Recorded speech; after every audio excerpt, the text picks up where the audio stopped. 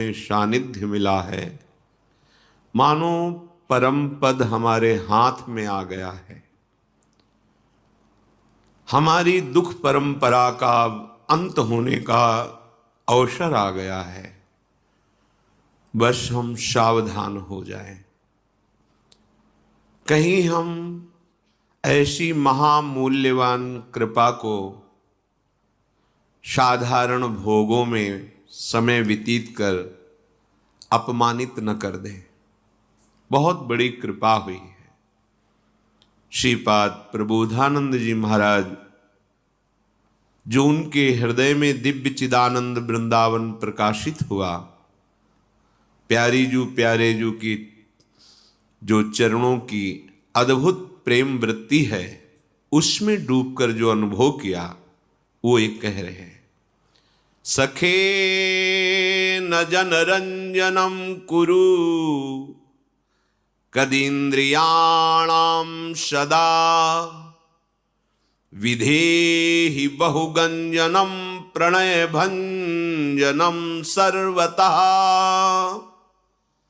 हठम न कुरु बंधने सुतकलत्र मित्रादिके वपुर्व्यये समीहया निवत्स वत्स वृंदावने। हे सखे, हे मित्र, मेरी बात मान लो। अब लोगों के रिझाने में अपना समय बर्बाद मत करो। यदि हम भजन करेंगे तो लोग क्या कहेंगे, तो हमें लोगों के अनुसार चलना है। तिलक लगाएंगे, कंठी बांधेंगे, सद आचरण करेंगे, तो लोग क्या कहेंगे। ये जो बहुत ही हानिकारक वृत्ति उपासक के हृदय में रहती है, इसका त्याग कर देना चाहिए। ये बहुत हानिकारक वृत्ति है। सतमार्ग के भागवतिक चिन्हों को धारण करना और भगवत भजन में रुचि प्रकट करना, साधु संग करना, सतशास्त्रों का स्वाध्याय करना और उनके अनुसार अपनी दिनचर्या करना, ये तो बहुत वंदनीय, प्रशंसनीय, वांछनीय बात है। इसके लिए हमें लज्जा थोड़ी करनी है। ये बहुत बड़ी हानि की वृत्ति है कि लोग हमें क्या कहेंगे, ये छोड़ देना चाहिए। हे मित्र, कितनी करुणा करके बात कर रहे हैं। कितनी ऊंचाई पर विराजमान महापुरुष, जो ज्ञान की चरम सीमा और प्रेम की चरम सीमा को प्राप्त हैं, वो कह रहे, हे मित्र, कितनी करुणा करके बोल रहे हैं। सखे न जनरंजनम कुरु, लोगों के रिझाने के लिए तुम कुछ मत करो। ये प्रसन्न हो जाए, ये प्रसन्न हो जाए, ऐसा नहीं। सतमार्ग का त्याग करके, यहाँ आंतरिक भाव ये है। आप बार बार वृंदावन जाएंगे, आप भजन करेंगे, आपके परिवार के जन विरोध करें। आप तिलक लगाए, कंठी बांधे, आपके परिवार के जन, लोक व्यवहार के जन आपका उपहास करें। आपको इस बात पर ध्यान नहीं देना चाहिए, क्योंकि ये असत क्रिया नहीं। देखो, संसार बड़ा माया के प्रवाह में बहता हुआ जा रहा है, इसलिए मंद बुद्धि होती जा रही। जो निंदनीय कार्य हैं, उनकी तो कोई निंदा नहीं करता। मदिरा पीना, परस्त्री गमन करना, या द्वित कीड़ा जुआ खेलना, या चोरी करना, हिंसा करना, छल कपट करना, ये निंदनीय बात है। पर कभी आप नहीं देखेंगे कि ऐसे कोई चार लोग उसको नीचा दिखा रहे हैं कि तुमने ऐसे नीच कर्म किए, नहीं करना चाहिए। पर जब आप कंठी तिलक धारण करके, हाथ में माला लेकर कुछ समय ठाकुर सेवा, पाठ, स्वाध्याय आदि, तो आपका विरोध होने लगेगा, फिर आपका उपहास करने लगे। इसका मतलब समझिए। आप सतमार्ग के पथिक हैं। आपके साथ ऐसा होने पर आपकी भक्ति की उन्नति होगी। और यदि आप विचलित हो गए तो फिर उपासक ही किस बात के, आपकी निष्ठा क्या रही। तो हे सखे न जनरंजनम कुरु, ये सब प्रसन्न हो जाए तो हम माला छोड़ दें, कंठी तिलक छोड़ दें। वो कह रहे हैं कि ये पियो तो हमारे मित्र, ये खाओ तो हमारे परिवार के, ऐसा चलो नहीं भाई। अपने जीवन का कर्म अपने आप को भोगना होता है। इसलिए आपकी रुचि, आप जैसा भगवान प्रेरित करें चलो, हमें जैसा भगवान संत जन गुरुजन शास्त्र प्रेरित करता है हम वैसे चलेंगे। किसी की निंदा नहीं करनी, पर कोई निंदा करे तो सहनी है, उसका विरोध नहीं करना है। हमें कोई भी ऐसे असत आचरण नहीं करने कि सामने वाला प्रसन्न हो जाए, असत आचरण। सखे न जनरंजनम कुरु। आगे कह रहे हैं कदिंद्रियाणाम सदा विदेहेयी। ये जो दुष्ट इंद्रियां हैं इनका भी दुलार बंद करो। ये खवा दो, ये दिखा दो, ये सुंघा दो, ये भुगा दो, बार बार प्रेरित करती रहती हैं। अगर हम इनको नहीं देते तो हमें जलाती हैं। जैसे हम लोगों के अनुसार न चले तो निंदा करते हैं। तो ये कितना जलाएंगी? एक सीमा है, इतना व्यथित नहीं कर देंगी कि हमें मृत्यु प्रदान करें, और मृत्यु आनी ही है, फिर हमें क्या भय? इन इंद्रियों के दुलार में हम भगवत विरोधी आचरण करें, ये बिल्कुल ठीक नहीं है।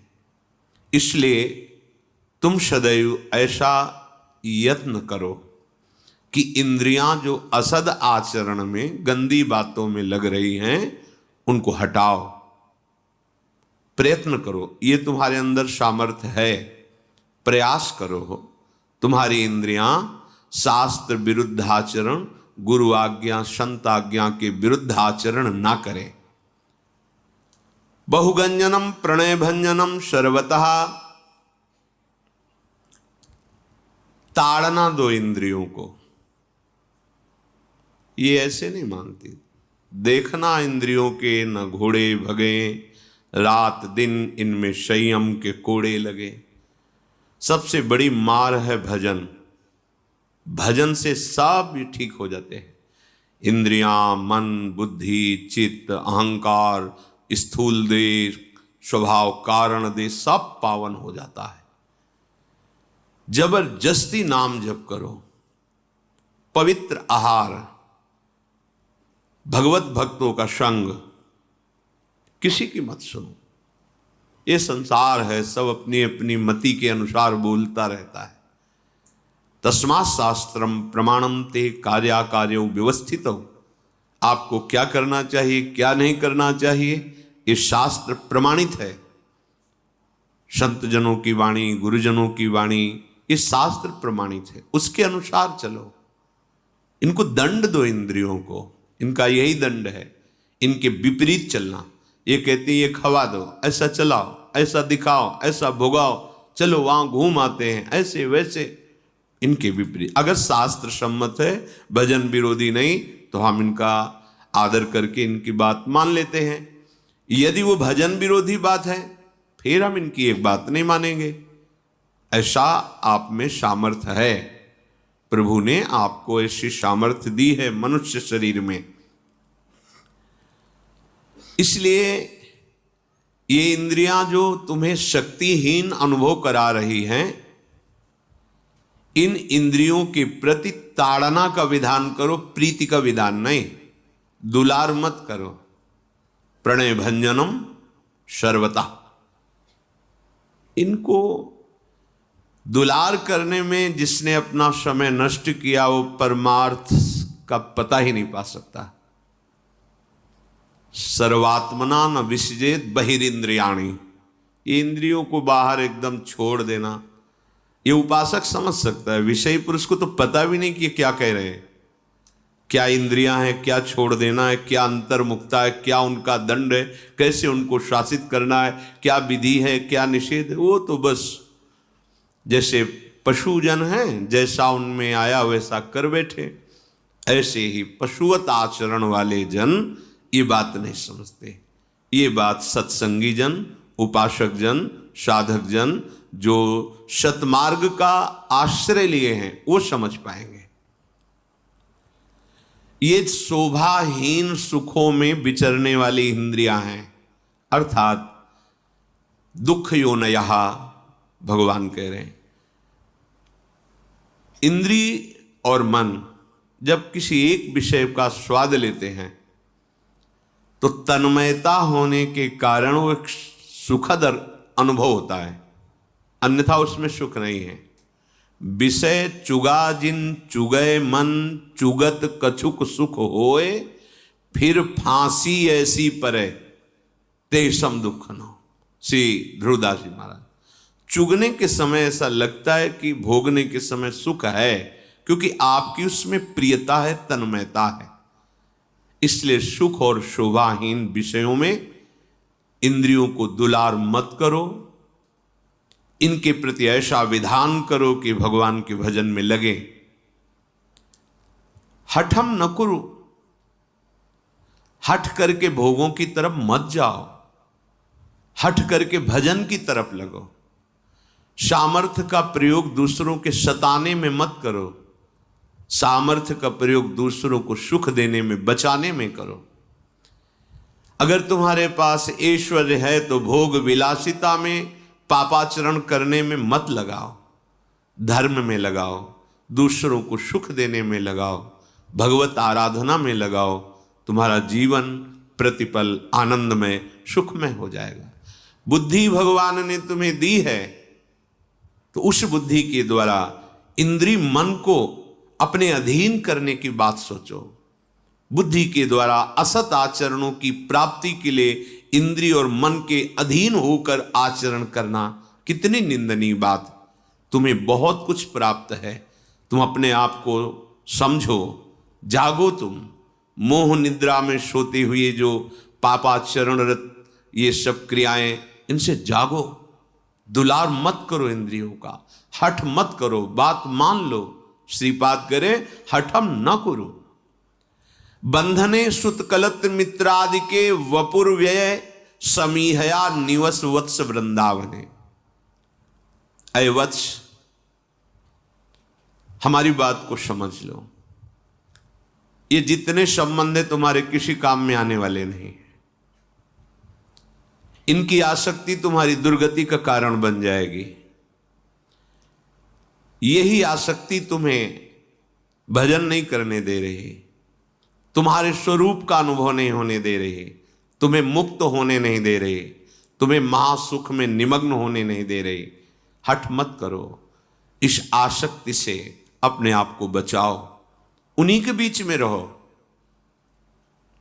प्रभु के होके रहो, प्रियाजू के होके रहो। उनका आश्रय स्मरण आपको ऐसे परिवार में रखेगा जैसे कीचड़ से प्रकट हुआ कमल जल में ही रहता है, पर ना कीचड़ स्पर्श करता है उसको और ना जल, रहता उसी में है। जो जल में कमल का फूल रहे, ऐसे आप संसार में रहते हुए बंधन मुक्त, जीवन मुक्त हो जाएंगे। हे मित्र, हे वत्स, हठ मत करो, आसक्ति में मत फंसो। इंद्रियों को विषयों का संयोग अधर्म पूर्वक कराकर सुख होने की लालसा का त्याग करो। और मेरी अगर प्रार्थना जच जाए